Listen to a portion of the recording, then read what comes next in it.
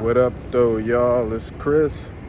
Appreciate you connecting with me while I get my last of my 10,000 steps in. I'm trying out here stepping away, trying to walk closer to the crib before the rain hits, because it do seem like it's coming. It seems like it's on the way. But that's all right. As I said, a little water never hurt nobody. I'm not made of salt, so I'm not going to melt. Let's talk about Harrison Butker. Remember him? A little bit ago, he did a speech at a college that was controversial because let's just give a little bit of context to why he said things that he said. He's Christian, conservative, and he was brought up with a certain belief system, and he was standing 10 toes down on it. So he was at the graduation, and he touched on women, basically not forgetting about being mothers and wives. And I personally don't think there was anything wrong with what he said. There was all this stuff about, misogyny and what he said, and, being old-fashioned, yada, yada, yada. Everything that you don't agree with is not misogyny. This is a man that clearly does not hate women. He's got a wife that you can tell he very much loves her. He's got children, I think daughters. Just the whole narrative that he hates women is silly. And even if his children aren't daughters, he might have sons. I'm not so sure. I didn't go looking into his kids because I thought that might be a bit of an overstep, kind of creepy, trying to see what somebody's kids look like. So that's the reason why I don't know for sure the gender of his children. I thought that was just kind of weird.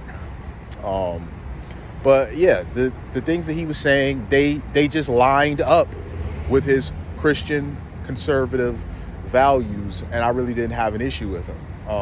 We do a lot of talk about people being allowed to be themselves and be free to be who they want to believe. But I'm noticing that for certain people, that doesn't apply, because it really does seem like if you are someone that is of, I guess typically traditional values, like he is, you're not free to be who you want to be. That's when the exception comes in. So you got people nowadays being whatever. Like, you can identify as whatever, and people are expected to respect that. And some people do, some people don't, but you are still expected to. The expectation of respecting what they want to identify as is very much being pressed. So, okay, but if you're gonna be that way, you have to be that way across the board. You can't pick and choose who you want to do that with and who not to do that with. It has to be across the board, no exceptions. So with that said, this man has very Christian conservative values. This is what he believes. Just respect his beliefs. He said what he said. And you don't have to agree. You're free to disagree, but respect his opinion, respect his life choices, respect his religion. Just give the guy the same respect and consideration that you would want when you're talking about your beliefs and what you would like to be or what you want to identify as. I think that is very interesting. That's the best way I'll put it, because I don't want to really put it too negatively. But I think it's interesting and a sign of the times that we're living in today. We're saying to young ladies to not forget about being wives and mothers is considered to be a controversial thing.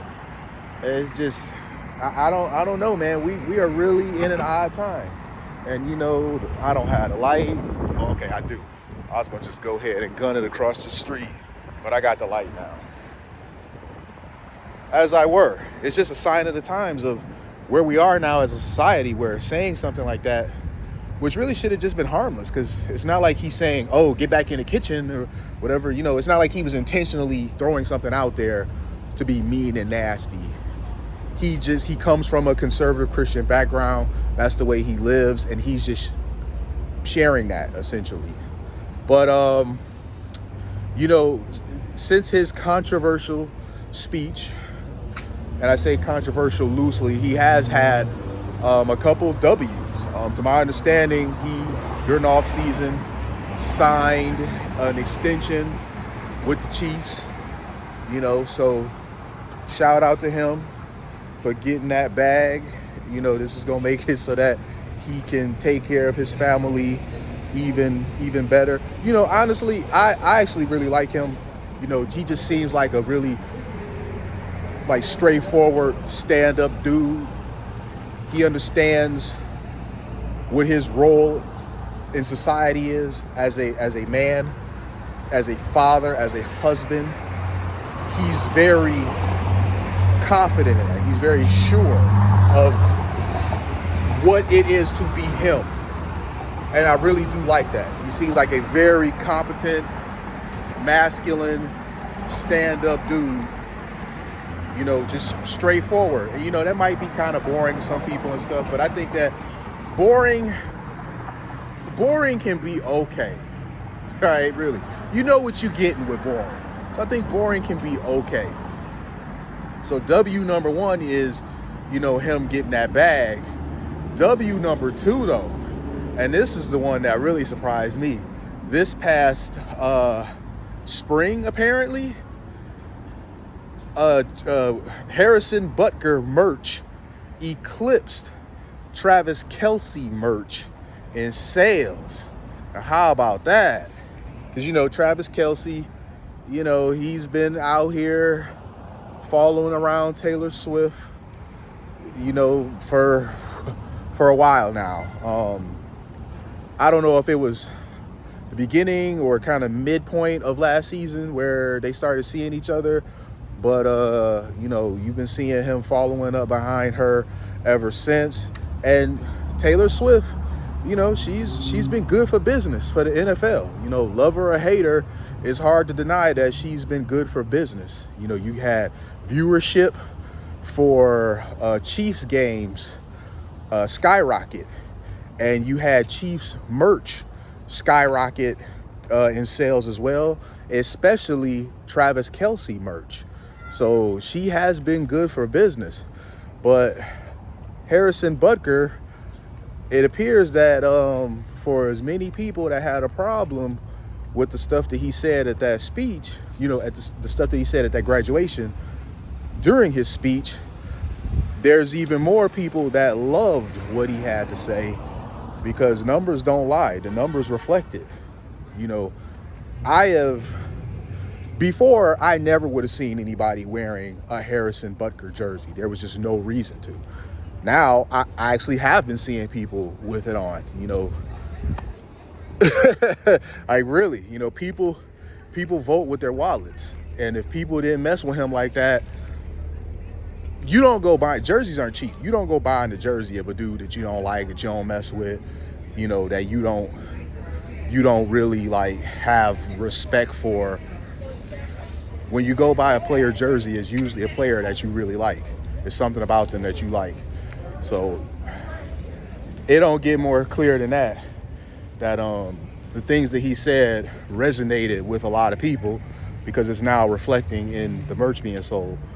You want me to go? It's a guy right here. Okay. All right. Guy letting me go past. Oop. Getting across the street. It's getting busy out here. Put me on camera. Put me on camera. Hey! It's fun being out here, y'all. Man, interacting with people. The guy was like, put me on camera, put me on camera. You know, I love my city, man, for real. It's really fun being a Detroiter. I have fun every day being a Detroiter. You know, I go places where I'm welcome. I don't go to places that I'm not welcome. And I especially stay away from places where there may possibly be trouble. So, you know, it is what it is. But that I think that covers it with this. My views and opinions about the whole Harrison Butker thing. You know, he gave that speech at the time. People that I'm really starting to see were just a very vocal minority. You know, they wanted the NFL to do something about him. They wanted the Chiefs to do something about him because he gave a speech at a school and just talked about, you know, his own personal values. Does he not have a right to do that? Do only certain people have the right to express their views and opinions and values, and others not so much? We got to get out of that, man. You know, you may not agree with people, but hear them out at least.